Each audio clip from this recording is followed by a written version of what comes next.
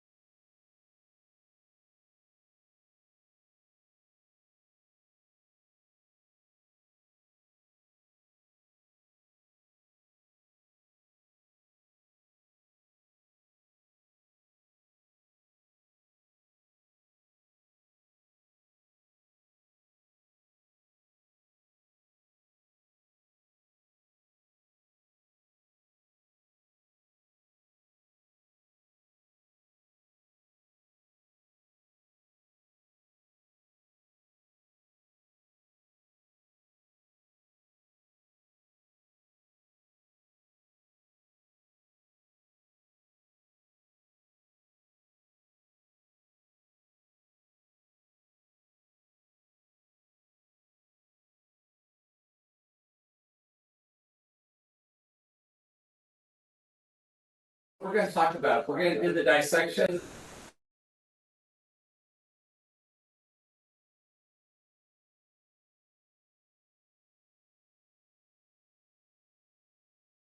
Can you guys hear me? Perfect. All right. Hopefully I sound okay. Yeah, you sound great. Perfect. Probably turn your volume off. I'm off the audio. Okay, good. So we're going to talk about going through the trespass, why things are getting missed, what's going on there. We're going to do a dissection. Those that are online didn't hear it, but we're going to go through 2 Chrome extensions and light LLM. We'll see the source code. We're actually going to see how things happen. So we're going to do that. We're going to talk about the broader landscape, and then we're going to talk about what you can do. And so, again, this is kind of a two-sided coin, very heavy on both sides, but blends together very well. And like all my talks, I love, and I'll share stories as we go through. And so with that, let's go. Oh, I clicked out of it, so now I got to click back in.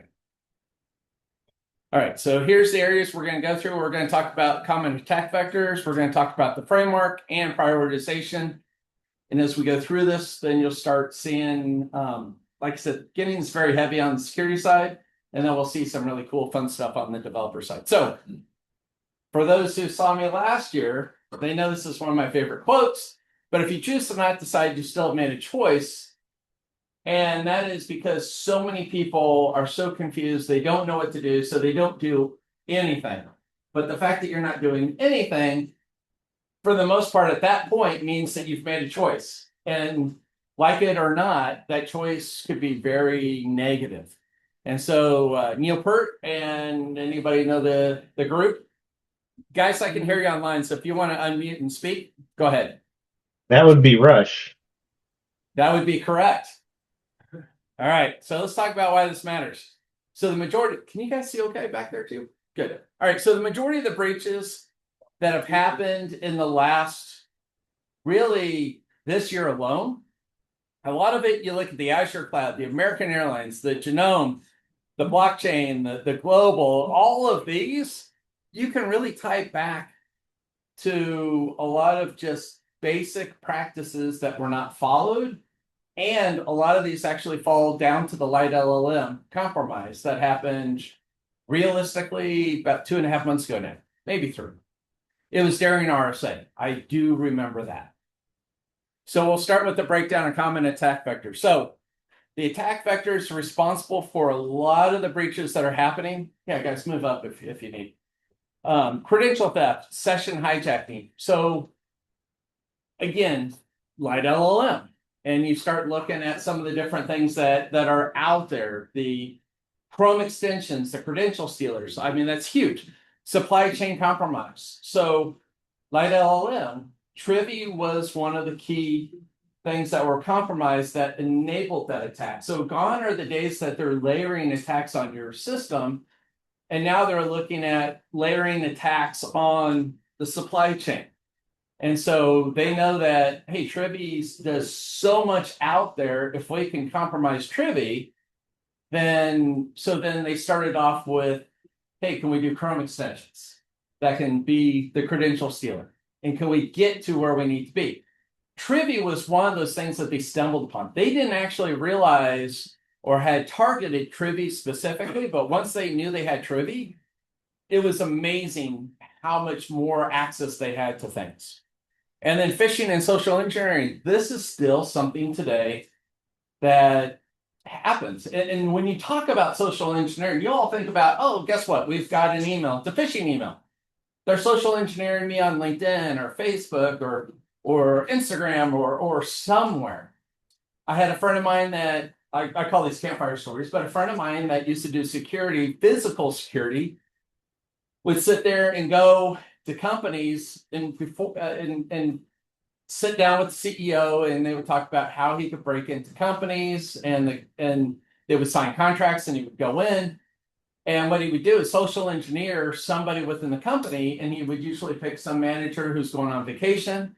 He would then show up on the day that he would realize, hey, they do HR every 2 weeks, new hires every 2 weeks. So he would show up. And he goes, I am, on Bob's team. Well, we don't have your information. Well, you're a large company. It probably got lost. And 9 times out of 10, he ended up sitting in the HR meetings, getting a desk and getting laptop hardware and all that. And they're fighting, trying to get it all put together for him. And my favorite story is when he was in Denver and he was at a large company. He sat outside. He and the CEO signed it offsite, and it was just the two of them. And so nobody else inside the company knew that he was doing this. And he sat outside in their parking lot, broke into the public network, got into the public network, got into the private network, and was able to get all of the Active Directory users. And I think there was about 8,000 users within the company. And then he did that. He figured somebody was going to be on vacation. He showed up, he got in there. And during one of the breaks, he got up and he tailgated into the data center and he put stickers and USB drives and did a lot of really cool stuff. Came back, sat down with HR, and then when they left for lunch, he went upstairs and sat in with the meeting that he was actually there for. And when they were all sitting together at the table, it was all the heads of teams. And they're like, all right, so here's where we're going to start and here's what we're going to do. And they started talking. He goes, hold on a second, hold on. I've actually done some stuff. And pointed to this person, said, you got a printer on the outside? I probably should go over there and pick it up. I printed out all of your names and your passwords for this network. You should probably grab it really quick. And so somebody came over, and they're like, is that your password? Yes. And then they kind of didn't share the passwords, but it was obvious that he had all this information. And then they went down to the data center and they walked in and he had the CEO go look at stickers and thumb drives because everybody in this meeting were protecting how good they were. And the reality was they quickly understood how bad they were, but he came in prepared because he actually had the action items that needed to be completed to actually fix their problems. And so when you start thinking about that kind of stuff with our supply chain and what you're doing, we're not at that level. We're not thinking that far ahead. We're still doing the basic thing that we should be doing, which is, all right, developer needs to be able to do something. So they find a library, they grab the library, they play with it. Hey, this works great. At some point, it gets into their system. Then during the build process at CI/CD, it gets injected and downloaded all the time with :latest, not pinned. And so ultimately what happens is when Trivia gets compromised, all these systems got automatically compromised because of it. And that's not just Trivia, it's a lot. And so I'll actually share my information here now. I always change it up because these are meant to be a little bit unique for each one. But the reality is, and I talked about it on LinkedIn, but take the dependency, the library, play with it in a sandbox. Give it 2 weeks. If you don't see anything on our system or out in the wild, hey, it's still clean. Then copy it over to some internal location, and your CI/CD pipeline should be pulling from just that location and pinned to that version. And a lot of folks will say, well, why? It's a lot of work to pin. Well, what's the cost of a compromise? So when you start looking at social engineering to kind of bring it back, you can see how social engineering can really affect that, because once you really get in and compromise something, people trust it. And all of a sudden with that trust, social engineering, phishing, now you have a weak spot. Credential theft, jacking, so attack vectors, so browser plugins. So we'll talk about 2 today. Email phishing, we all see that, but the problem is with AI, now I can create a good phishing email that looks legit. And with that legit email, even the guys over international that are doing it from India, Russia, China, I mean, they're authentic. They go in and say, make sure that this looks and reads right. And so they do. Typo squatting is still quite an issue, and we'll see that today. The supply chain compromise, DNS poisoning, that happened to my kids years ago. They used to play a lot of games, and my son said, Dad, something's off. And it was around the time I have a enterprise type network at home. I had a pop-up going, hey, why is his computer going to these sites? And he had DNS poisoning. So instead of going to Google DNS, they overrode it, and actually it still looked like it was going to Google, but it was actually going to a compromised server that a lot of kids use because he's a kid and playing games. And so it quickly infected his computer and a lot of things. So it's still very prevalent today. Apps installed from trusted source. We were talking about this. You go to NPM, you go to the registry, you go to these trusted sources for your dependencies in your libraries or your applications. The problem is they've been compromised and you don't know, they don't know, and it sits out there compromising everybody for a couple hours to a day or two before it gets figured out, found out. The supply chain compromise. So look in here, yeah, you can see kind of when you look at the hierarchy and the information here, there's just a lot of great things.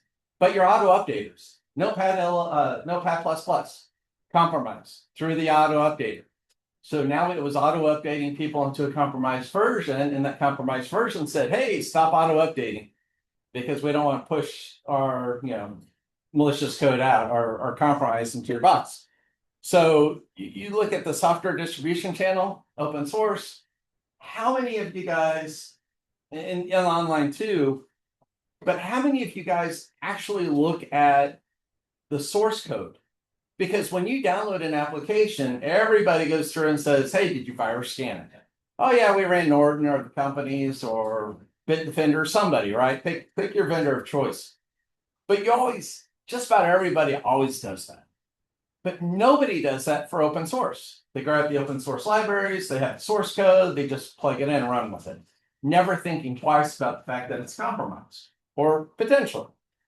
And so if you guys seen my stuff, I always talk about if I'm going to tell you something like that, I'm also going to give you a suggestion and a solution to it. Even something as big as jQuery, millions of lines of code. You can take frameworks or small things. Pick a line in the sand and say, okay, this has been out for 3 months. I'm going to have to trust it. I'm just going to have to trust it. And then you start doing a code diff from 3 months ago to today. And it's going to take you a couple of days. Actually, with AI, you could probably speed that up quite a bit now. But once you have a code diff and you trust the code diff, then as you take updates, you just simply do code diffs and they're much smaller. They're not massive movements. And by doing that, that ensures that you know what you're ingesting into your network and what you're bringing in.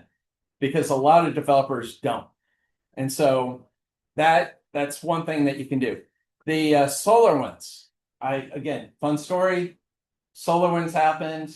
I figured out how, without even seeing the published information, the information on SolarWinds finally came out correctly, but they didn't really want to tell you how it happened. But I figured it out, and with what they were doing, my company, when I ran a security program for 3 years, one of the things I would do is every summer get in front of the whole company and talk. And as I did this, I would always have fun examples and things that really made people go, oh. So I took SolarWinds. I asked one of the network guys saying, hey, can you go on the server and grab the DLL directory? I reverse engineered all their source code back, or their DLLs back to source code. And then I started walking through on a code review in front of the entire company, 800 developers, why obfuscation of code is important. And because a lot of our groups weren't doing that at the time. And so I kept trying to push it, and they didn't get the hint. So showing SolarWinds source code was actually kind of fun.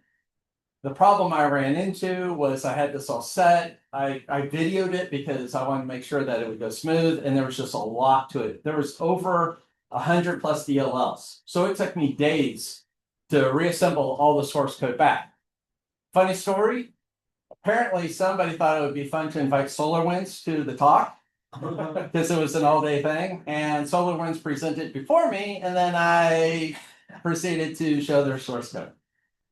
So that was kind of fun. But again, SolarWinds, you look at the fact that people go, oh, they were running Team City. Oh, it downloads the source code and then starts building and compiling. So if I put a hook in there and go, wait, let me take this one file that I've compromised, do a hash on it. Oh, file hasn't changed because it's one that wouldn't. Then they renamed it, injected their own, built it, removed theirs and renamed it back. So when you would have a completed build and you did a code diff between what you should have and the compiled, they were always accurate. And so going through those basics, so I actually wrote a program that actually monitored file modifications during the build process after that.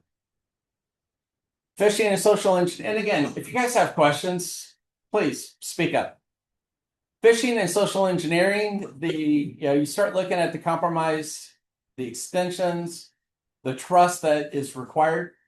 How many of you guys, when you download extensions and play with extensions on Chrome or Firefox or any of those, do you scan those? Not really. Do you actually know if it's malicious or not? No. Did you know that a CRX file from a Chrome extension is nothing more than a zip that you can unzip and look at the source code? It's not compiled. It's actually in source code. That's how the extensions work. And we'll actually see that today. And so, again, people aren't doing that. And fun fact, I'd share this later, but I'll just share it now. If you guys really want to know if a Chrome extension is malicious, after you've unzipped it, point AI at it using Cursor or Chrome or Cloud Code, and just say, why is this malicious? And it's interesting because it will find and actually tell you why. And when you take the assumption that it's malicious, it's amazing how it's like, oh, this is already malicious, so I must find something. And it usually does a pretty good job on the extensions that I know are malicious. It finds it every time. And so we even do security code scans on it, and you'll see that here in a bit. But you look at XeUtils, the social engineering that happened there, where you have one guy holding up the whole Linux stack on the XeUtils, and he was exhausted, and this guy came in, sat there, nation state, 2 years, helping him and other guys, built the trust, and then quickly realized he was going to be caught, so he was trying to inject and push really hard. And it was just that lone researcher at Microsoft going, why does this process take a little bit longer than it should? That raised that flag. If it wasn't for him, it would have been in the wild. So, and we'll talk about Mythos too, because the hack or the vulnerability that's been there for 20, 25 years had actually been fixed. And if you look at the stack, the repository, it was fixed. It just people have trouble with rollbacks, and your developers rollbacks are always painful, and they usually go wrong. And so, as much as you try not to rollbacks, I always roll forward for that very reason. So anyway, you can put any application here. So we're kind of setting the stage for kind of breaking in and talking about a framework on what you can do from both the security, engineering side all the way up through leadership. So security teams are asked to do a lot more with less every year. All right, we've spent $2 million. We haven't seen a compromise. Is our money actually being spent wisely? Well, can you show the proof and evidence? It's really tough. And the problem is when you go to the board and you're standing in front of the board talking about $2 million and they're trying to find places to cut, and you're like, look, this is helping us. Do you have proof and evidence? No. All right, we're going to cut you. That happens so much. So what did we actually get for that $2 million? Most CISOs don't really have an answer other than we weren't compromised. But they can't go back and talk about the metrics in most cases to, hey, did you realize that the firewall blocked over 200,000 attempts every day? I mean, look at somebody the size of Cloudflare. The Cloudflare will say, oh, we run 20% of the internet. The reality is it's well over 50+%. They just don't talk about it because that makes them a different target. Sorry, I shared it. Most organizations buy security tools the same way they buy insurance, and especially in the early teens, like 2015 through 2020, people would buy stuff because it was a checkbox.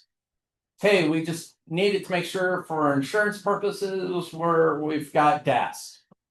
Do you use DAS? Yeah, we use it. We've got this one little small application. Well, you have 200 applications in your environment. Well, we're getting to it. It's a checkbox.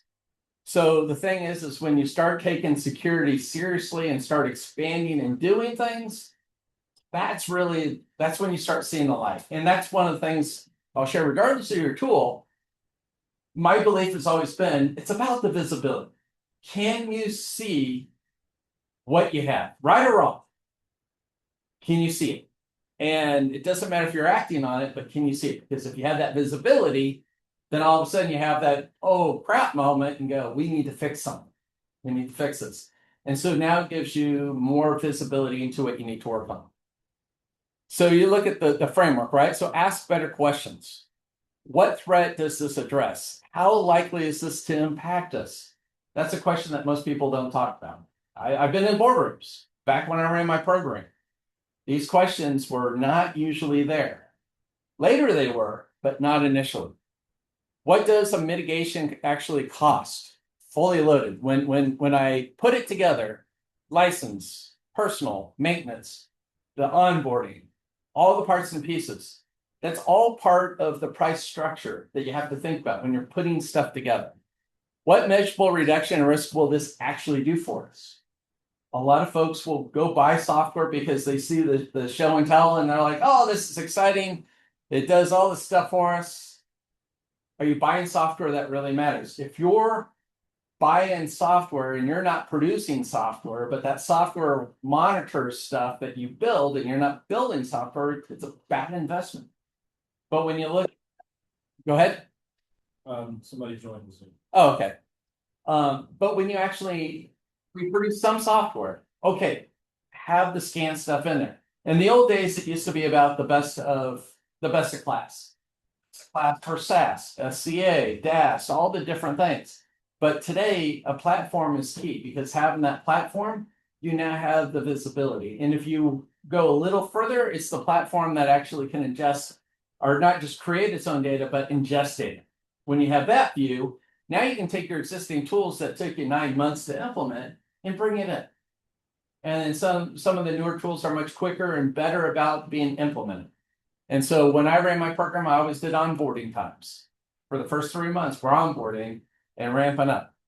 And then what else could we use the same money for? Because one of the things that happened, and I'm going to hit a very touchy subject, but there was a VC firm with a well-known application or tool that's out there today. And what the VC firm would do is they would actually go and talk to the CISOs and say, hey, I'm glad you love our tool. We have all these other tools. Well, we've never heard of those other tools. Well, if you buy into us, you get those other tools, but also we'll give you some kind of stock in our company. And so what would happen is all these CISOs were buying all these tools that they didn't need so that they could get those kickbacks themselves. And it was serious money. And what ultimately happened was, and it was a company out of Kansas City. The CISO was fired. This guy came in. The VC reached out to them and said, hey, we had this deal with your old guy. We'll give you the same deal. And he was a whistleblower and told everybody. And it was amazing how quickly hidden and dropped off that became within probably just a couple of days. If you follow me on LinkedIn, I talked about this probably about a year plus ago. And even mine got pushed down. It was huge for a while, but it got pushed down too. So somebody within LinkedIn were pushing some of these down. And there's things that just disappeared. Acknowledge the hard part and be honest about it, right? So when you look at it, think of what the probability of an incident is. When you're looking at open source today, and you look at AI, it's just taking classes and dependencies that it knows will be able to accomplish the task and grabs random versions, either the latest or the old one. And the problem is when you start looking at AI, what is the probability of an incident? And one thing that most people aren't talking about is it's extremely likely. If you look at Nginx, which does web hosting, it's for yourself. It's not third party. It's you hosting it. That was compromised. There are several versions out there that were compromised, and people were just sitting there going, hey, AI, deploy this. Oh yeah, I'll grab this Nginx version. And again, you can poison the AI data to lean towards versions that are compromised. And that's a lot of what's happening. People don't realize it. So look at the probability of an incident. Look at the business impact of downtime. Canvas, they were down for a couple weeks. They brought themselves back up, recompromised immediately because they didn't bring in a third party that would look at how they got compromised. What was the method of compromise? They didn't know. What was the hacker in? Well, the group still in or not. And meanwhile, the group were slowly stealing data through SQL injections and other things. And then they were like, hey, guess what, Canvas? You've been compromised. We've taken you back down again. And if you want to be back up, it's going to cost you more money. And so there's just a lot there. So that's something to think about. So think about the value of the data. Most people say, screw the data. We don't care if it goes public. The problem is if it's healthcare data, you're talking PHI. And there's a huge cost to that. Unfortunately, the government doesn't really follow through with their threats. So a lot of these companies should have been probably in worse state, but that's for another day. But the point isn't about precision. The point's about structured reasoning and really creating an estimate that really tries to beat the number that you came up with. And if you don't have a number, just come up with, we called it a WAG in development. I wrote software too for 35 years, but we would call it a WAG. How long do you think it's going to take you to write this? I don't know, 2 weeks. I would always take how much time I thought, double it. And then if it was one of my guys that were newer, I would triple or quadruple the time that it would take to ensure that it would actually happen.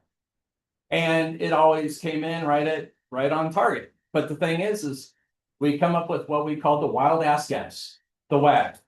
You don't know what it's going to take, but put a number to it. Because having a number to it, now you can refine it. But if you don't have a number to start from, is it too high? Is it too low? Hey, this is just pulled out in my back pocket. Now you guys can actually come up with something or think about what you're going to do. It's not easy. So the real payoff of your framework isn't really a better spreadsheet. It's really better conversations with leadership. And when security can say, hey, we prioritized X over, I can't even see it. X over Y. X over Y, because it delivers 3 times the reduction and the dollar. So it just shows proof and evidence. So at this point, you guys who are doing development are going, all right, what's in it for me? Because you guys are sitting there talking heavy on security team and the security guys. So why does this matter to me? What's in it for me? It's if you understand what happens on the security side, you have a better understanding from the development side why certain things are the way they are. And most people don't truly know or understand because you guys are like, hey, security wants to do this. Nope.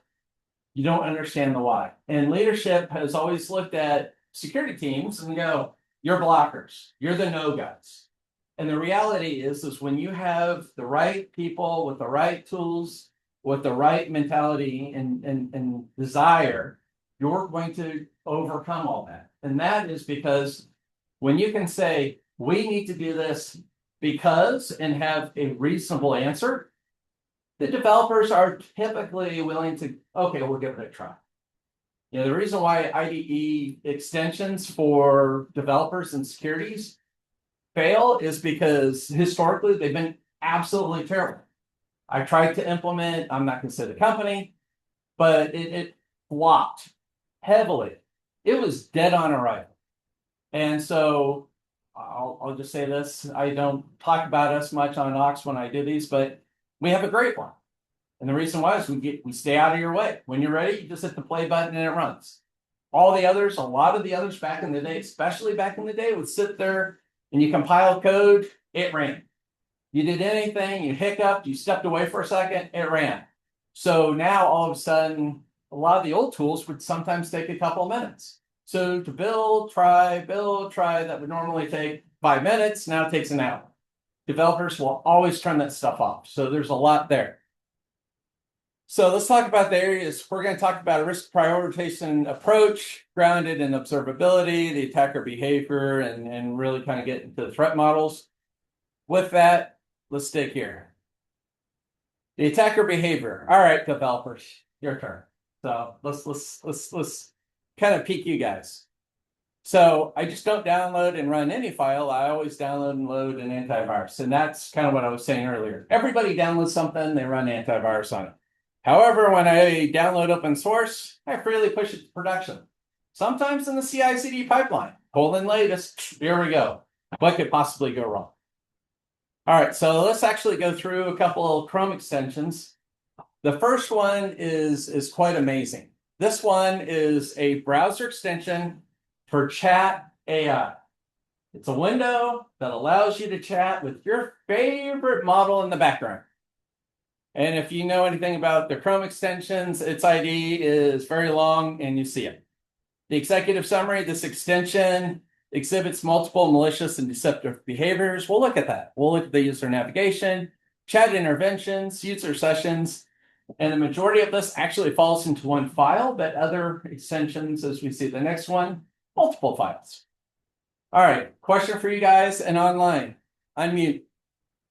What part of this, if any, is related to a Trojan or makes it malicious?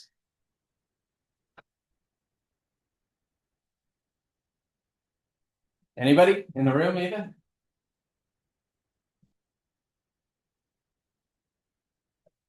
Anybody? I'm gonna guess background first.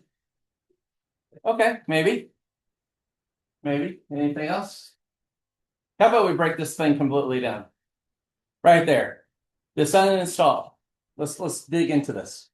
So when we look at what makes us into a Trojan, the uninstall URL. Well, guess what? When you go uninstall this malicious extension, it tells the home system, hey, the command and control server, hey, they just uninstalled. Don't hit them because now you're going to hit their firewall. And so it blocks that. It helps the bad actors to know that, hey, you're no longer on their network. Don't do anything. And the extension, looks to impersonate DeepSeek AI. So my question to you guys, deepseek.com, is that the right URL? What? Deepseek.com. No. Again, it's not mine. Feel free. What did you say, Richie? I don't think that's the right website, right? That is the malicious version of the website. It's deepseek.ai.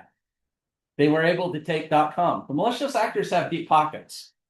All right, well, let's look at this other one. Chrome extension, when you look at extensions hub, is that, that's a legit site, and that's how they push it. But when you look at chat.deepseek.com, a lot of people will see that and go, yeah, that looks like DeepSeek.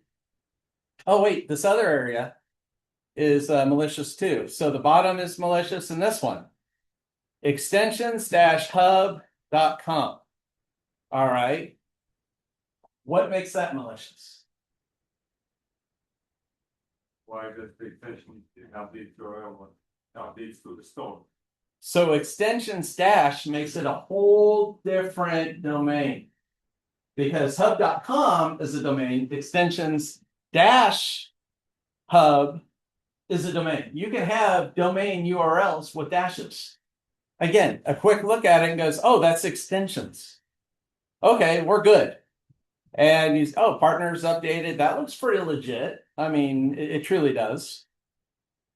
So third-party online tracking. So this one says on every update, it calls back to third-party DLL, and it tracks it, monetizes, it pings, and it never, it does all the stuff to include, hey, they installed it, they're on our network. There's a lot of great stuff. Not the same URL for everything. They've spread it out. So it makes it harder to track and trace. Oh, wait, the top part too. So the entire thing was malicious. Every aspect of that. The uninstall. So uninstall redirect. When you go uninstall, it's a legitimate API pointing to third-party domain, but it's not the real DeepSeek. And so again, it says, hey, this person has uninstalled the extension, so nothing to do. Don't go there because we don't want to trigger anything. And the top part, that too. So the entire thing. So the imported files are the real concern. So AItopia is a file that does a lot of advertising. It will look at ads that are supposed to be on your screen and replace it with malicious ads. So by having the Chrome extension, it takes legitimate sites given legitimate ads and replaces that, now all of a sudden you're getting malicious, ads and tracking that you weren't expecting. So again, there's so much that happens underneath the covers. It's really quite amazing. And the chat response, right? The background script for it. We have a couple more pages here, but I think it's on this one too. And we'll talk about it. I don't want to get ahead of myself. So you have the pop-up hijacking infrastructure. So the pop-up control system, yeah, this is it here. When you update pop-up stuff or when you close things, what they did, and you'll see it on the next page, I believe, they popped up a EULA. You accept the EULA. Chrome extensions don't have EULAs. What happens is it pops up what looks like a EULA, but actually what it is it is basically asking you to give it the permissions to do anything in the background on your system.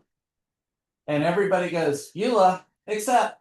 Now all of a sudden, all background processes, any tab, anything happening on your computer is now being tracked and sent to them.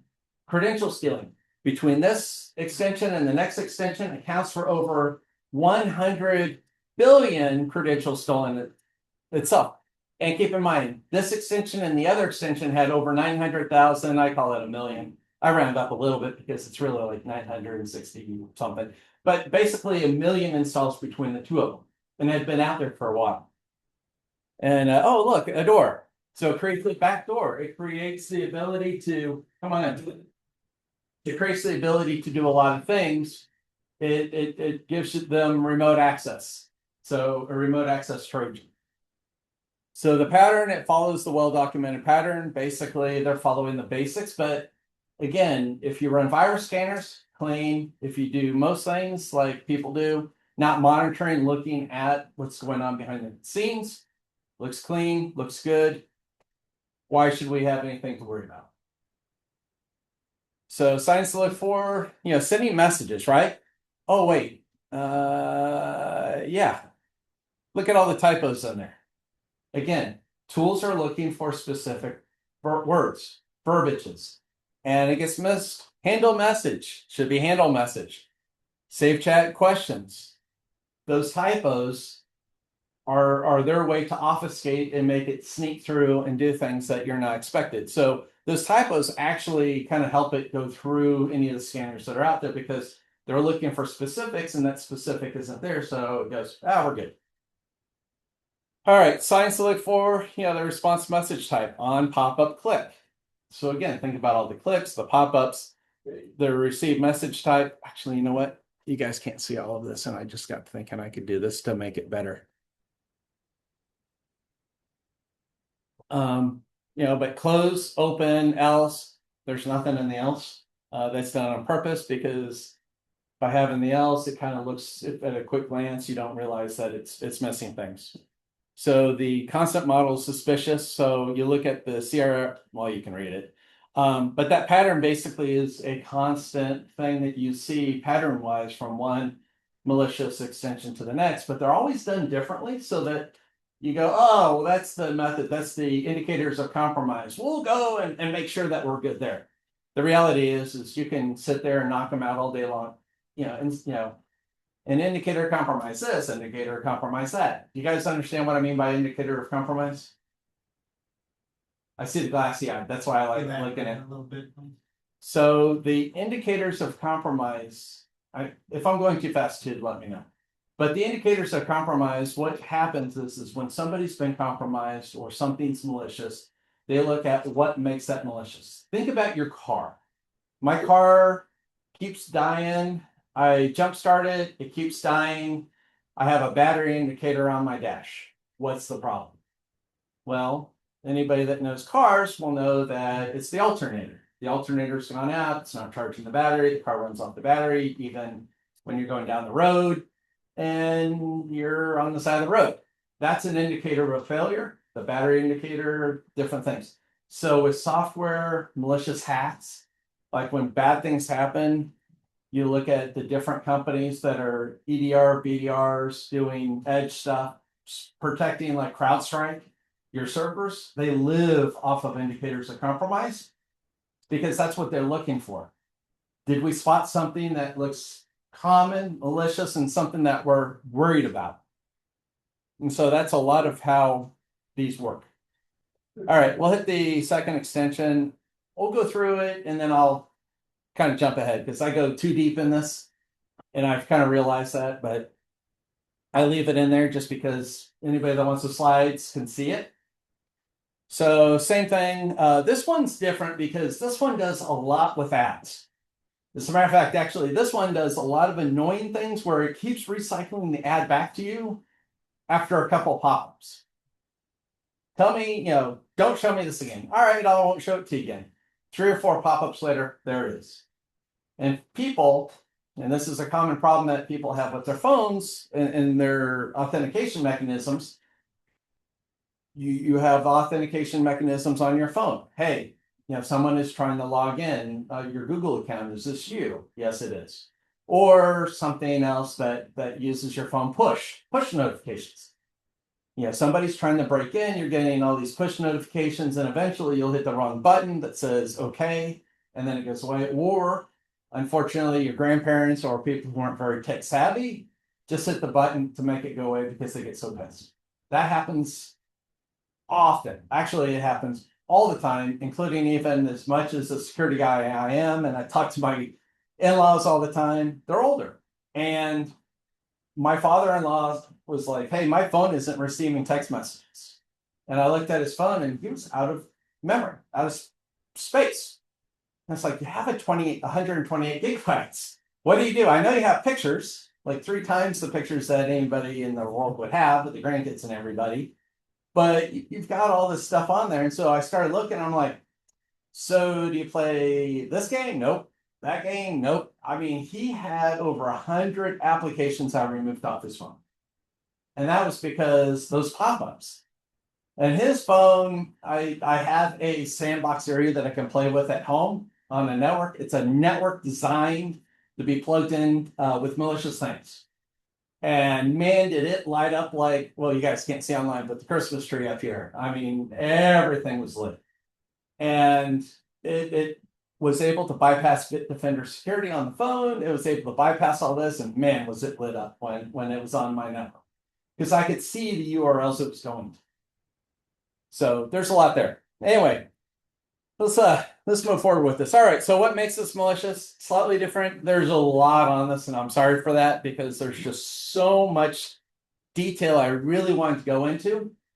And so what makes this one malicious? So you look at the file that's out there, and it's the manifest.json. So this is a manifest file, and it has the permission all URLs.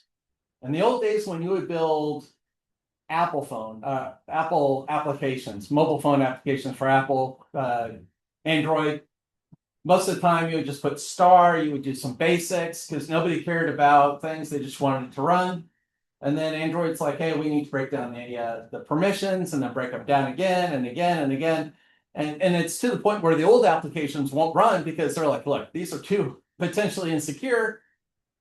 I don't trust them. And so that they won't run.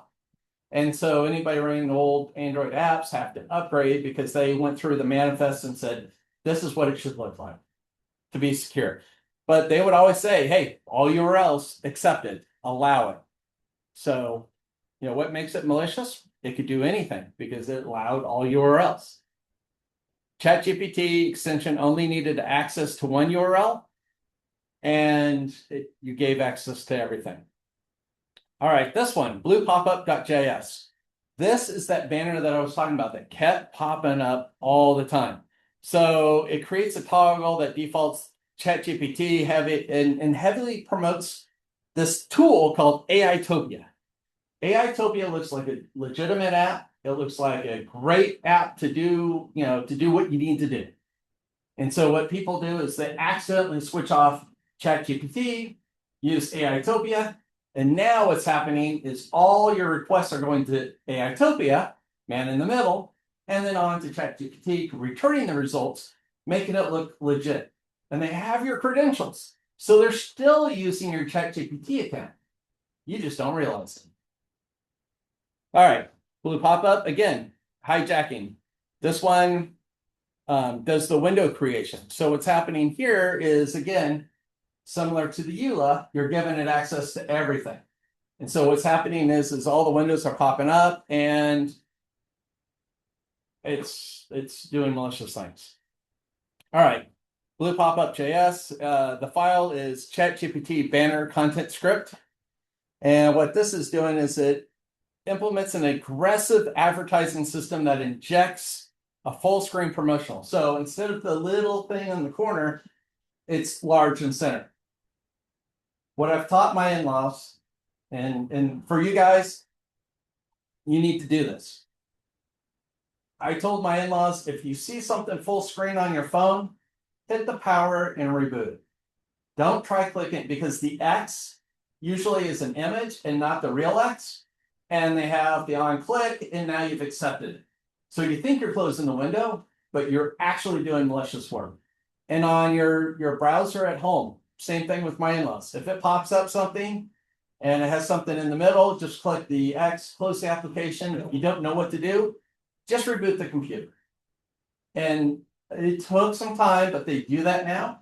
And I will be honest with you, their computer, while it still gets compromised at least once or twice a month, it wasn't the running malware bytes and having a library list. So just to let you guys know, that works.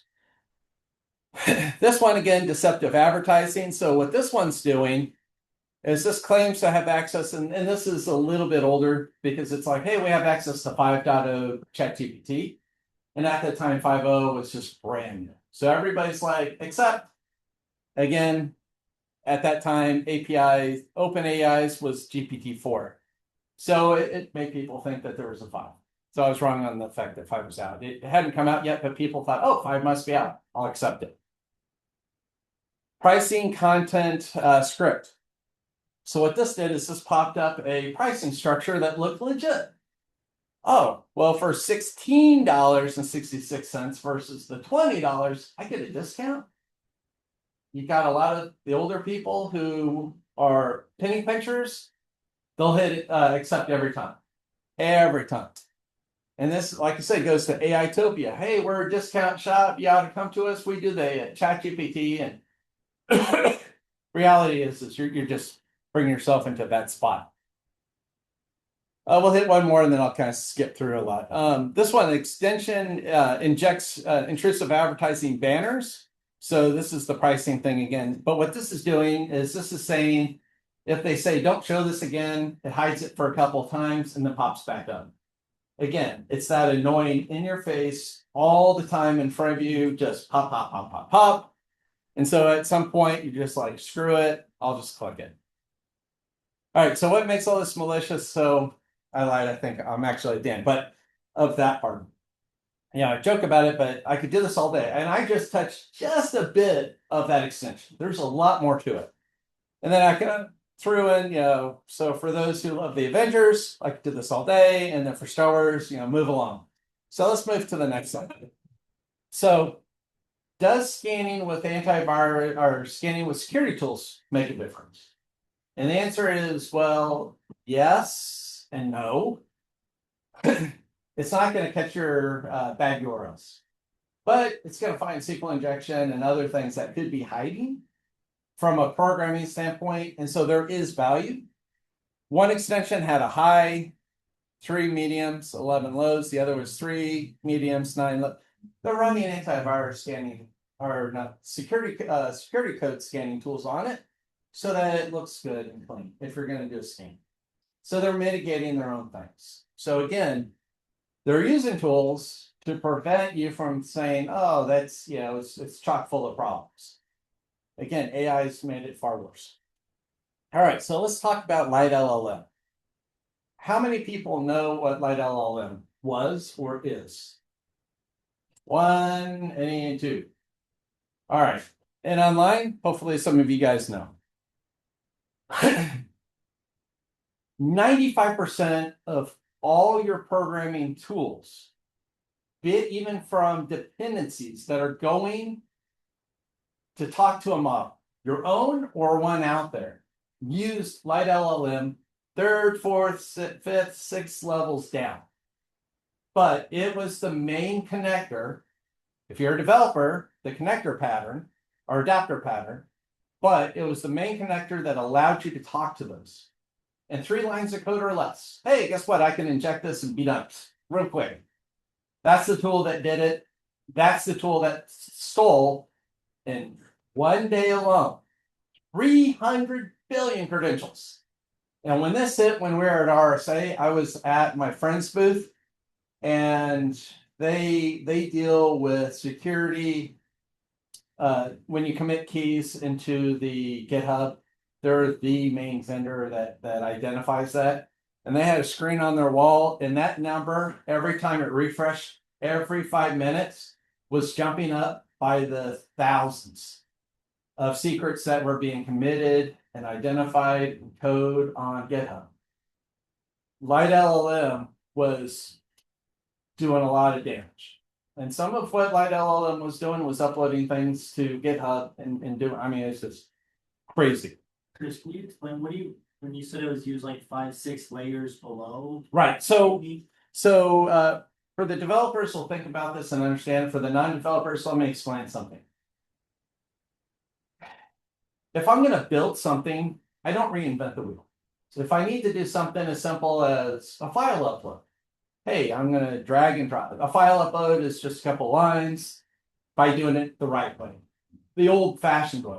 And then there's all these tools to make it nicer. Well, those nicer tools use other tools for like, oh, this makes the UI look nice. This one allows you to drop and catch the drag and drop event. So it's like a cake. When you're creating an application internally, or like this, an example, the AI, go look at all the dependencies it uses. What happens is you have your direct dependencies. My cake needs water, but then all the different pieces that it needs, the eggs, the oil, and all that, build in to build your cake. And so when you have a direct dependency, so I'm done, I've built my file uploader. When I'm using it as a consumer, I say 1 line of code, hey, go use this file uploader. It looks nice, it's beautiful because it has all these other open source utilities that it uses to make it look the way that it looks. So when you accept one, you're actually bringing in a massive tree. And I can show you through our tool. I can pop up a couple, and you can. I'll show you what that actually looks like. And so what happens is most companies, we look at it, but a lot of companies don't. Once you get to the second or third level of abstraction, because you use an open source tool for the file upload, it uses something. Well, that other something may use other somethings. And so now all of a sudden you have a tree that branches out and possibly goes deep, 5, 6, 7 layers deep. And so when you run into that, most tools will stop after the second or third and say, you're 2 or 3 dependencies deep. The odds of hitting it are not in your favor. So we're going to just ignore it. We look at that, but a lot of companies don't.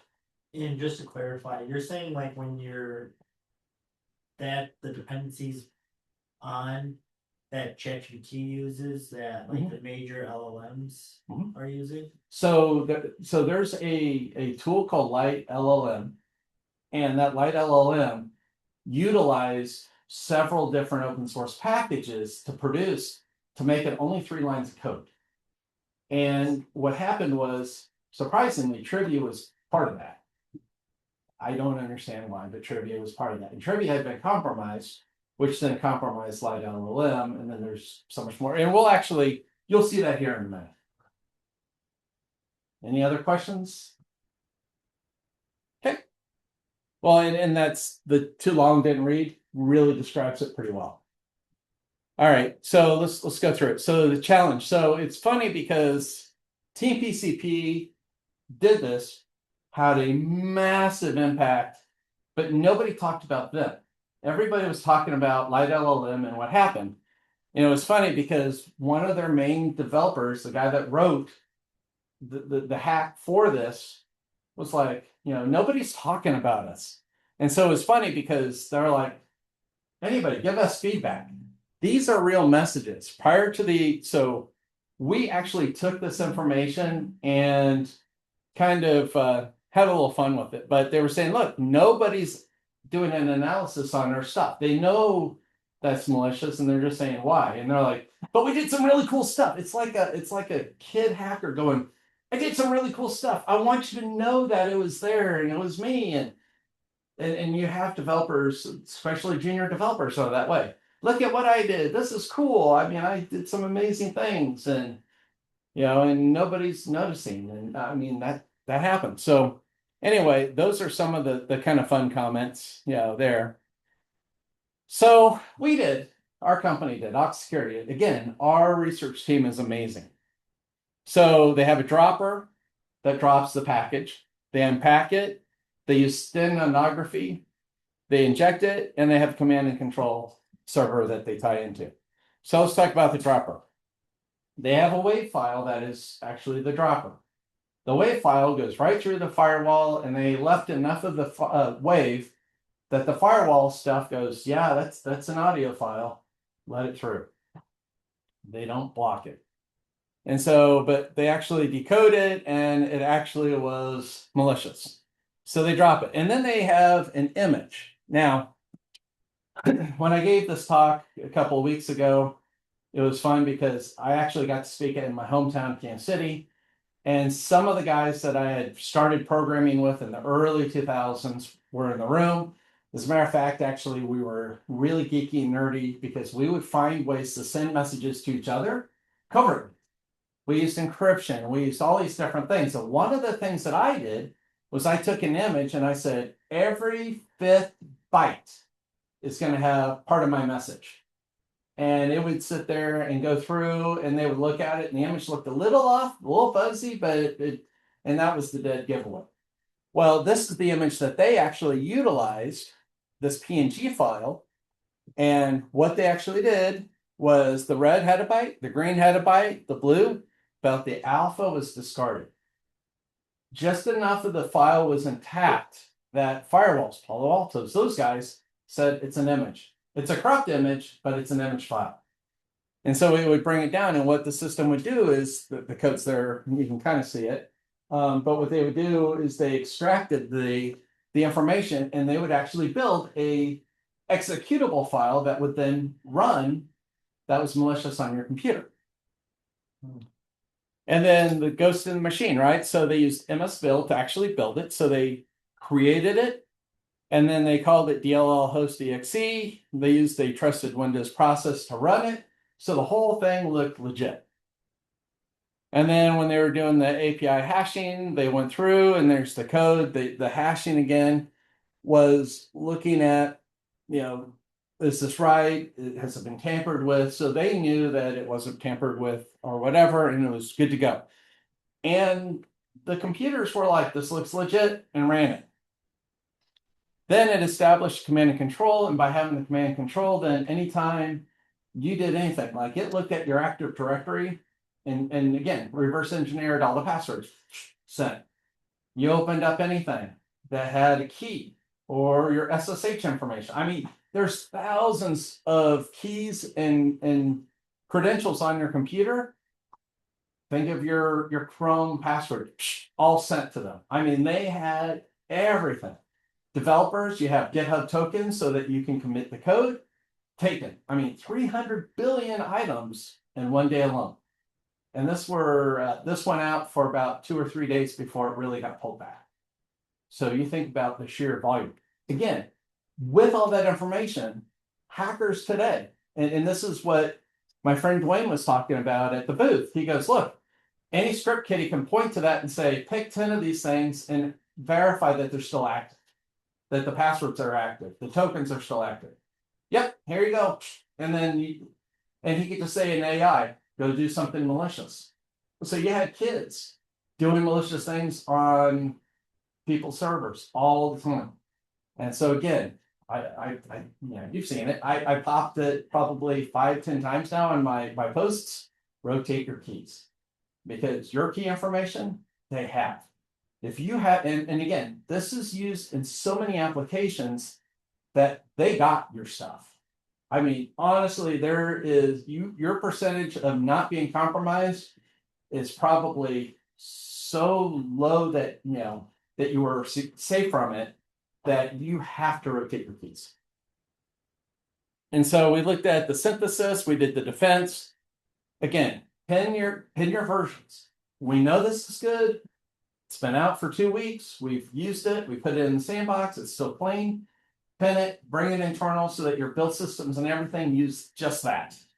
That guarantees. Rotate your keys and look at your command and control infrastructure, your ability to detect all that, because that is critical and that will help prevent a lot of this from happening. All right, so next steps, right? So I've said a lot. I'm going to pause and ask questions. Any questions? Did that make more sense? Yes, I had one more question, because Sure. on your second slide, you said that like a lot of the major hacks that were plotted in 2025 stemmed from the late LLM that was compromised like 2 months ago. Yep. So think about this. Your information, do you have a VPN to get into your network from home? No. Okay. You log in through, you have a Google account? Yeah. Did you have anything on your computer that you've installed really in the last probably month or two? Yeah. They most likely have it because, well, again, anything using AI, and a lot of things are now AI enabled. And so during that time, and what happens is we go, look, Light LLM is compromised. We get NPM, we get the companies to pull it off their servers and put out a legitimate version to fix it. But the problem is, well, I pulled it and I'm using it and I pinned it and I took it immediately and pinned it immediately. They're still running, still using. And so that's why the 2-week cooldown period is crucial for any software developer and anybody. And the problem is there's too many companies out there trying to rush things out the door. Yeah, meaning cooldown period. What do you mean? A cooldown period is I need something. I need a tool. So I grab this file uploader. It works perfectly. I put it in my system, and within less than 24 hours, we're already shipping it and using it across our customers. Not us, but companies do. When they do that, they're now compromised and compromising other people already in less than 24 hours. 2 days go by and somebody goes, hey, wait. That dependency, that library was malicious. So they fix it. Or you roll back. But the problem is the damage is already done. 2 days later, you rebuild it because you're always pulling the latest. You've now fixed it, but you have 2-3 days worth of stealing data, your customers and other people, without realizing. And the problem is that, like, often you will have CVs being disclosed, and then you need to update to the latest version to remediate that CV. But the version that is remediating the CV was released 24 hours ago. So now you need to choose: do you remediate the CV now and risk a supply chain attack, or do you don't remediate the CV and you may be more secure from supply chain attacks, but you have those known vulnerabilities in your system? So which one do you choose? I choose a rollback. Rollback to what? There is Previous version.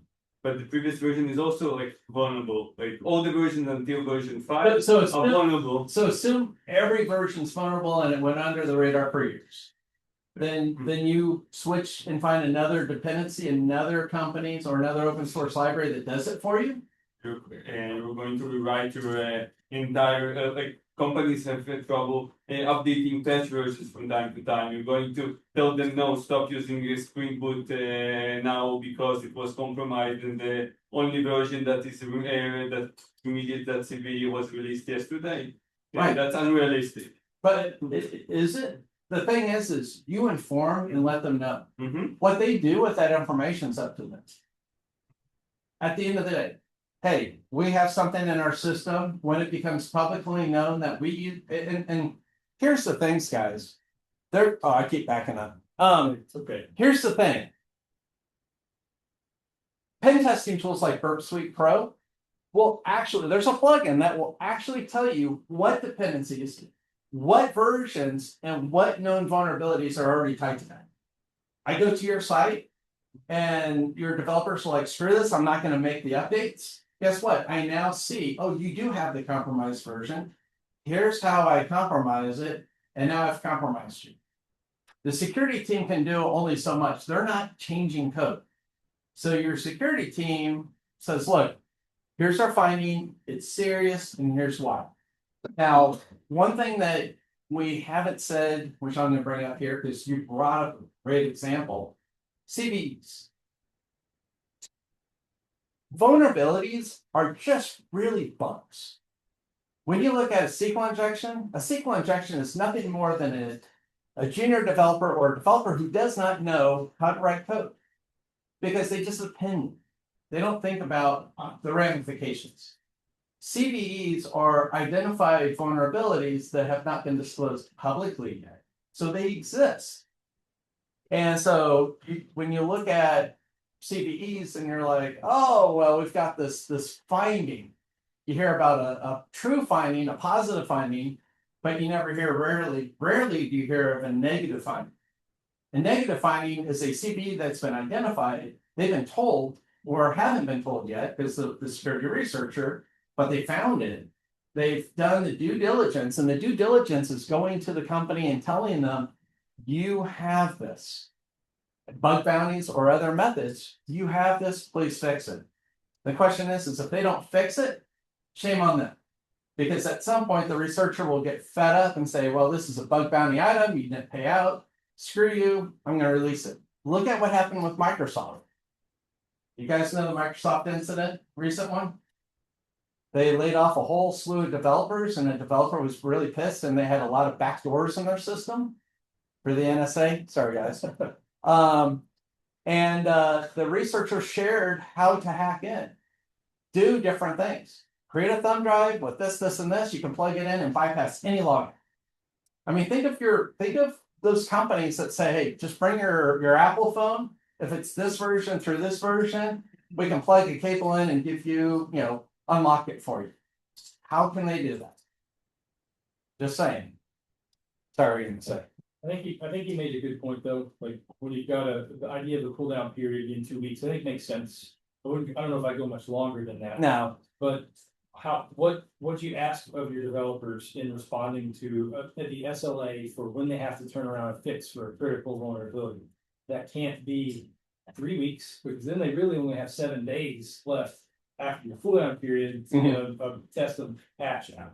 Right. You have to find some balance between how long do you sit in a cooldown period or quarantine period to make sure something's not malicious. Yeah. And give people a chance to go through a software development life cycle. That's a good point. To which I would also ask the question, have you updated in the past? If you have, could you roll back to a previous version and know that the previous version is still safe and not affected, and does it still work? So that would be an immediate response to rolling back and getting it back out quicker, because you've already gone through the acceptance criteria. Hey, we've had this more than 2 weeks and we know it's good. So that everybody always says roll forward, but sometimes you can roll back. Just look at the major minor versions. Usually the minor versions you can roll back and still be okay. Yeah, you lose some functionality, some of the cool things, but that's kind of what it boils down to. When I ran my security program, I know I'm kind of now getting long. When I ran my security program, one of the things that I would do is anything critical, I always ask my team, hey, where are you in this release cycle?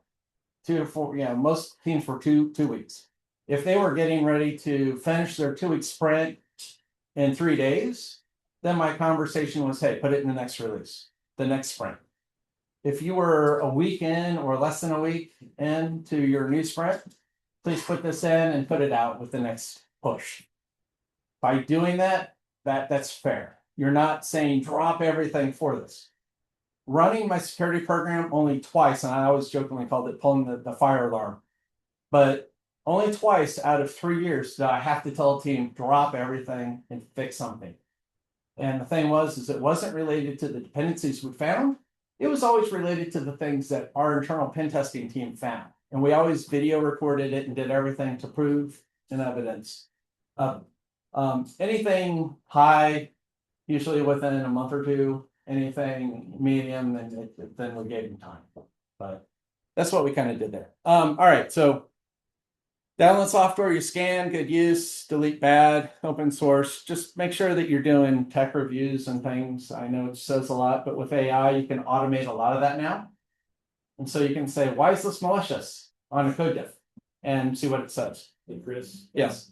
Hey, Scott, why don't you come off mute? See you raise your hand. Yes, Yeah, Scott. thanks. Hey, one thing I was going to say, just as an AppSec practitioner for several years, is if you're not providing an actively managing, and I really mean actively managing, right? You're involved, you're engaged with the dev team on your SAST or SCA tool. One really good VM practice that I've seen work is kind of a word trick. It's to pivot from date detected, which might have been 2 weeks ago, right?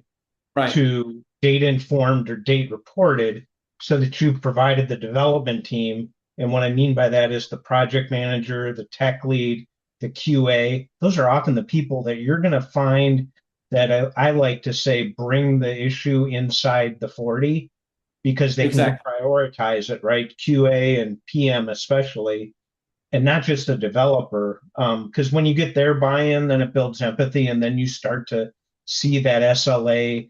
And really what you see is you start to see them come to you saying, okay, I've got an idea to make this better. And then if you're in a centralized security team, your job gets a lot easier. Or Exactly. gets easier, it doesn't get easy. Let's just put it that way. Yeah. Yeah. And it also depends on the relationship that the security team has with developers. One of the tactics that I used, and it worked well, I would randomly call a lot of the software architects and get to know them. And at NetSmart, where I was at, I already knew the guys because my project was the medication prescribing system that interacted with everybody. So I already knew the guys. But I would randomly call them from time to time and say, hey, Mike, what you up to? And he goes, is this a work call or just a hello call? A hello. And we chat for a little bit and go on our way. But I would also go out to lunch every day back when we were in the office. And by doing that, I would go out with different teams and I would hear, what are you guys working on? What kind of things should I be thinking about that you guys are working on to prep? Or can I give you some advice on a better way to write that or secure that? And so those relationships are key. And Scott, spot on. Those relationships are absolutely the make it or break it. So, all right, we're almost there. Threat models are built in, that are built in conference rooms, age poorly. Hackers don't read your information. Well, actually, if they get your information, they know how to bypass it. What tools are you using? Great, we'll scan with those to make sure that we can sneak past. What I haven't shown you is, what I've shown you today isn't theoretical. It's real. These are real. These three things really are out there. So we walk through, when you look at the priorities, when you ground your defensive investments in observed attacker behavior, and you stop defending against what sounds scary, but defending against what is actually happening, that's the difference between a security budget that looks good on paper and that actually moves the needle. And for the security guys, when you're talking to your developers, keep it factual. You get frustrated, you put emotion in it, keep it all factual. We found this, record it. If you're able to record it and show it, that goes so much further, because now not only do you prove that it's there, but by showing it, they can also know how you reproduce it, make sure they can fix it, and then they make the fix, and then they can test it themselves before giving it to you. Does it still pop? Does it still have a problem? So, guys, I post every day on LinkedIn, sometimes twice, sometimes if I'm on the road, sometimes I miss a day or two, but essentially 4 to 5 times a week. And I just, please connect, share. Because I have a lot of CISOs that I know, and they share a lot of information with me that I never share out. But having this information, I'm able to, when I'm talking to other CISOs, going, hey, take a look at this. You might, if you're doing something in this area, you might want to know about it, just simply because I know it's impacting other CISOs. You'll see sometimes I'll post and say, the other day I was talking to this guy, I never divulged the information. and I abstract it enough that you'll never be able to guess who or the company or the details. But I do post frequently about a lot of deep level stuff. Anyway, with that, guys, thank you so much. I hope you enjoyed this online. Sorry, I went a little bit long. Sometimes I get wordy. If you guys want me to go a little bit longer, I'll share one AI thing that changes the quality of your outputs from being to wow. So in the old days, when you would program, you have project manager, the project manager, somebody in the company goes, I have this vision. I want this application. They sit down with the project manager details out all the requirements. What does this person want the application to be and do, and all the details? And so they really go into a deep dive into it. And so then it goes to an architect. The architect goes, oh, we need database tables, and we need these fields, and we need these sizes, all that kind of stuff. If you go to AI today and say, create a development design spec that's very detailed that I can hand to a developer to do the work, and then detail out what you're looking for and add to it, modify it, in chat, and you're going to end up with a 50 to 100 plus page output. Looking at it, I've done some of these. I looked at it and go, wow, that really is what I would expect, actually much better than the stuff I've received over the years. So then I go, all right, now instead of actually handing it to a developer, Claude, go ahead and create every single prompt in order to reproduce that entire application, reference that application as much as you need, but I want this to be completely built as is, nothing missed. And then you end up with 39 to 50, 70 plus prompts. Then you plug them both files in, and then you tell Claude, here's the file of prompts. I also have the design document here, give them both names and locations. Please build this. Do not miss anything. Write it in these languages, or you can just keep what the design spec has. Off it goes for a couple hours. And I can tell you, I haven't shown you guys, I probably shouldn't, but I did show you a couple applications today that I did that, and it's day and night. Actually, I do have one that I can show you. There's a quad code plugin called Super simulates that pretty closely. Right. All right, I think I lost screen sharing, but hold on a second.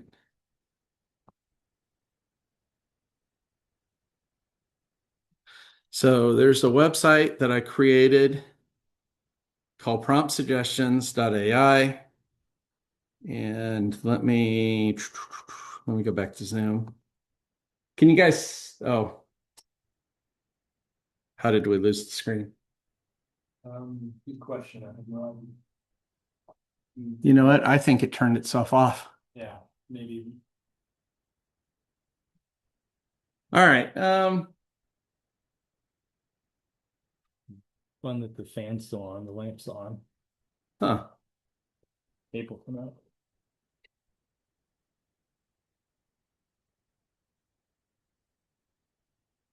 Let's see. What's the function? I think it's that button. Duplicate. There we go. All right. Is it being shared? Yeah. Okay. So prompt suggestions. So this is an application that I built doing this methodology. Chris, we don't see it on the Zoom if that's what you're Okay. trying to. Yeah. All right, hold on a second. Let me come in here. Let me expand that. Let me come in and share. Oh, you know what? I know why. All right. You guys should now see it coming up. Yeah, it's coming up. Yeah. Perfect. All right. This is out there. It's public. You guys can hit it. I mean, promptsuggestions.io. It's there. Go play with it. That's how I built this. And I wanted to create a prompt library that's shareable. So things like one-time passcodes. If I want to create one-time passcodes in an application, OTC or one-time OTP. There's the prompt that I use to actually build one-time passcodes on this. One-time passcodes is where you take your phone, you scan it, and it changes every 30 seconds to a minute or whatever. It pops up a new number. That is right here. I'll show you guys through login.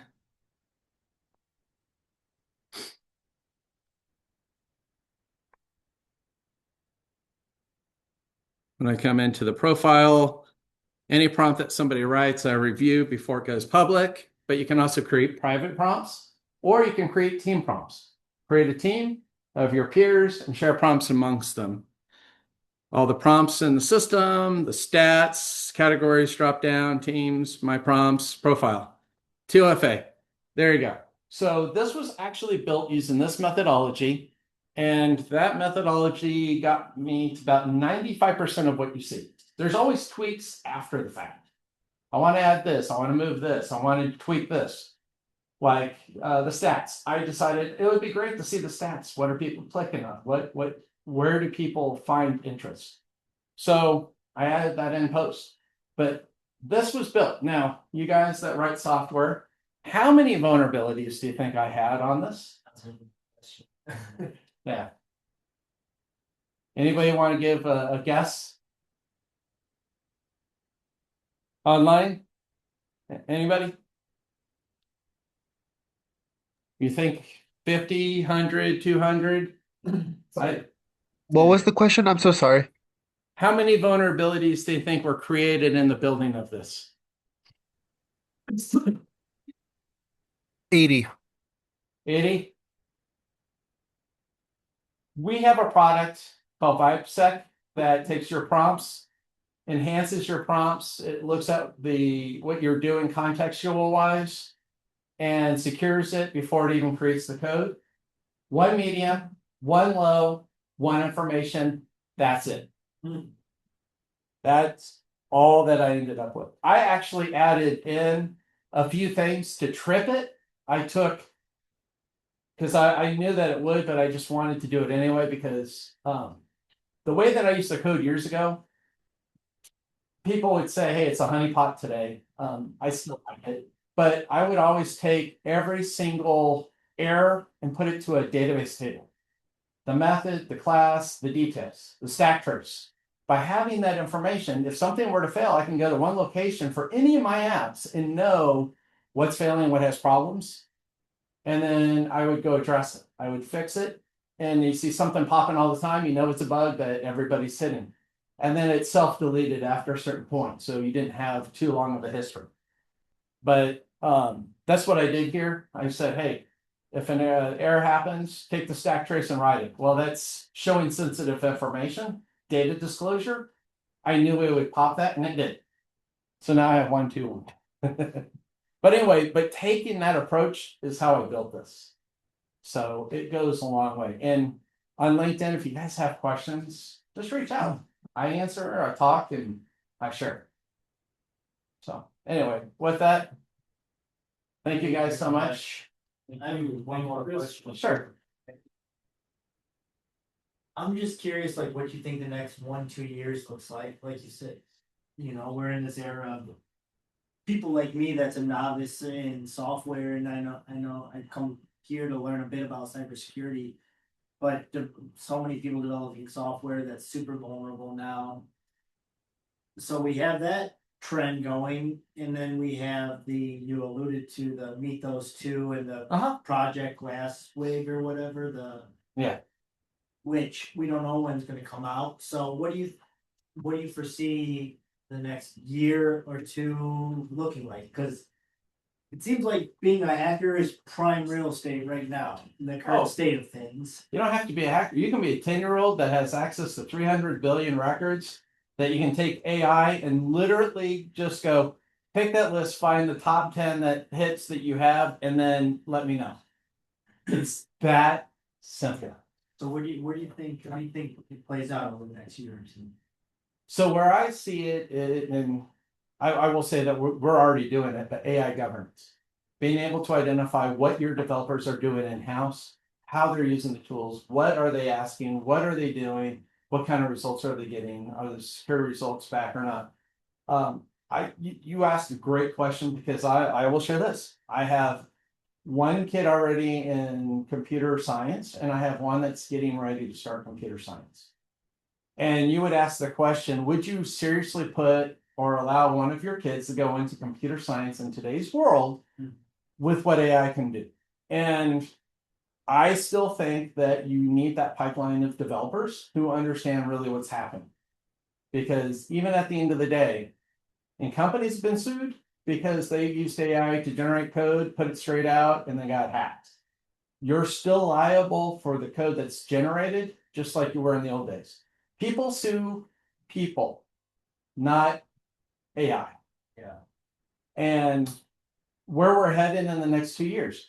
This, what I showed you today, this one here, I actually have a few more examples. I can't show them yet, but they couldn't be done last year. If you used this methodology last year, it wouldn't have worked. And you saw the dark side of AI. You saw what happens. The reason why you don't see me talk in the dark side of AI as much is because, and I know this for a fact, our stuff, the VibeSec, is the only one doing it, but it doesn't produce the issues. I can produce 100% clean code. The dark side talks about all these problems that AI produces, but if I use VibeSec, I have none of it. I've looked at competitors and run it, and they still are there to some degree. But the reality is it's only getting better. But the problem is I also think we're also on very edgy ground because companies are looking at this as a multiplier. But and I asked the poll. You saw this, I think. My poll about who uses the most tokens. So I'll ask you guys, just ad hoc. Who uses the most tokens in an organization? Your senior developers or architects, or junior, intern, junior, or mid-level guys? I would Between say those- the juniors, right? Because they, Okay, and your reason? for the juniors, because they have more questions to ask, and so they just kind of use all the tokens up. That's what I figure. That Okay. and that's kind of the way they've learned from peers and coming up. So Yeah.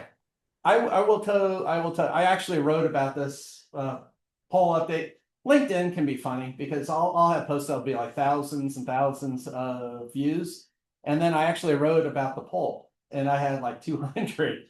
But here's my answer. It's the senior guys, not the interns. In your companies, ask your senior developers. If you're doing the $20 plan with Claude Code, you hit a certain point and you got to wait like 3 to 5 hours. Your senior guys are always hitting that and getting frustrated. Your interns, your junior devs, your mid-level guys never hit. Why is that so?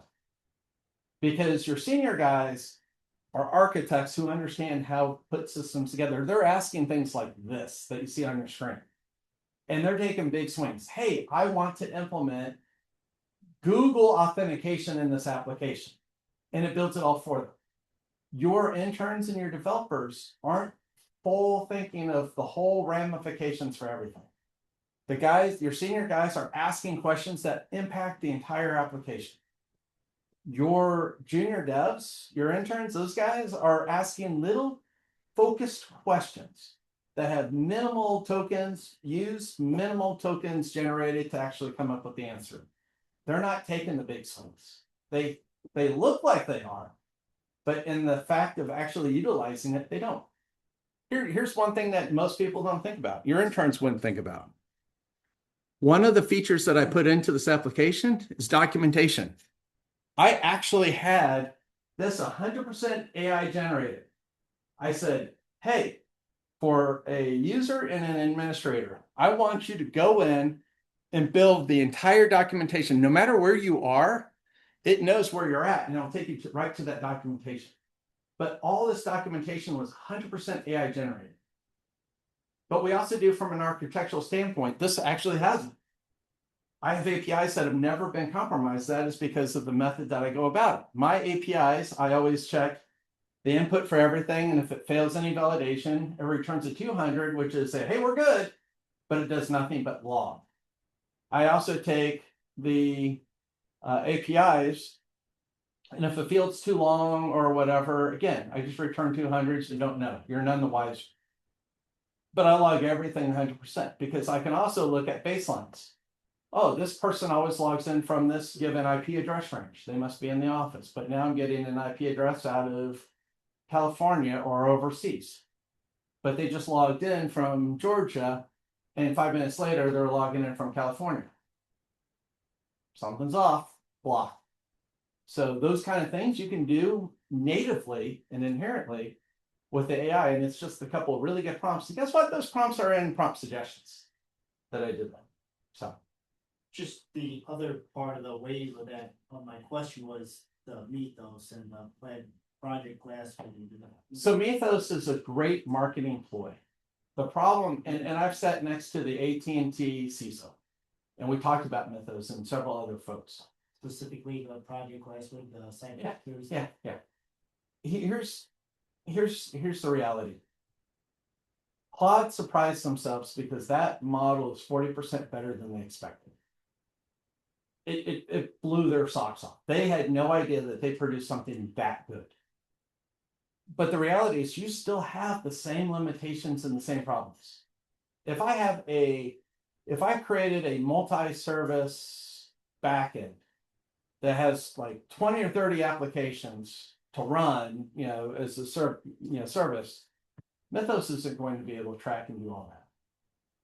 As a matter of fact, actually, I was sitting with a CISO last week, and that CISO told me that he spent, I won't tell the company because you all know this company.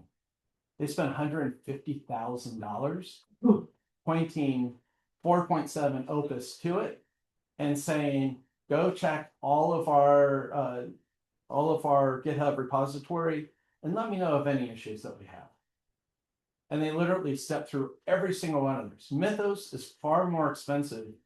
And when you look at the architecture that people are doing, Mythos, you still have the context window. You still can't get out of that context. You're still going to be limited by context. And so the problems that Mythos has is the same thing that 4.7 has. It is by far a much better model than we have today. It had Apple's M4 chip or whatever, a few days ago that they spent like 5 years. I don't know. But let me ask you this. On that. All those developers that they said, we found all these things, and I said it early, Linux. Oh, we found this Linux bug that is 20, 30 years old. If you go back and look at the repository, they fixed it. It just accidentally got rolled back and had been out there forever because they thought it's fixed, so why would I go check it again? And so a lot of the different findings that Mythos has and through Glasswing is the fact that the developers gave it small sections to look at, and it was very focused to look at. They knew that they had stuff there. They were validating a lot of those guys. Makes sense. So the reality is there's a lot of hype, a lot of fear, and a lot of people saying, oh my gosh, you can do all this stuff. I had 9 million line applications at my previous company. That would take 9+ hours to do a SAS scan on. Imagine the cost to point Mythos to that and try to identify the vulnerabilities. It is not financially feasible whatsoever. Now, if I have stolen credentials, everything's feasible. Yeah, right. Yeah, because it's other people's money.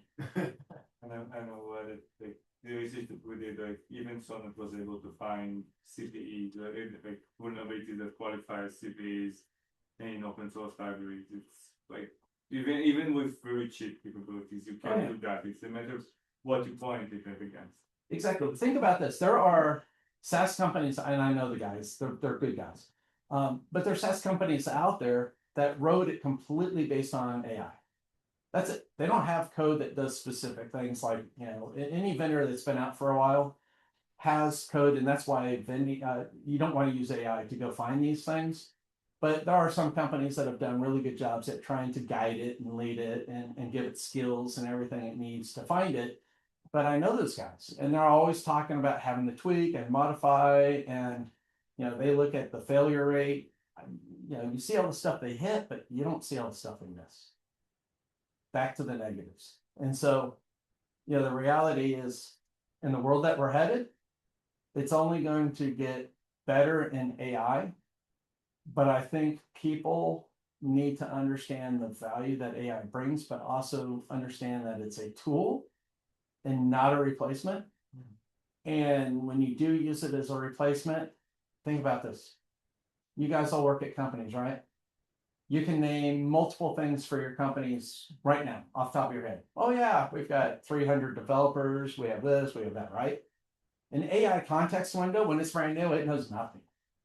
You got to spend a lot of money to build that context. And then once it's done, that context is gone. Meanwhile, your developers moved on to the next project, but if something happens, they come back in and say, oh yeah, this area was probably this, and then fix it. So there's a lot to it. Okay. Yeah, we're gonna probably online. I think we're gonna wrap it up. Thank you everybody for joining. Thank you, Chris, again for the great conversation at the end, and we'll look to see everybody next time. Awesome. Thank you, guys. Thanks, everybody. Okay, now they can turn the lights back on and turn off the projector.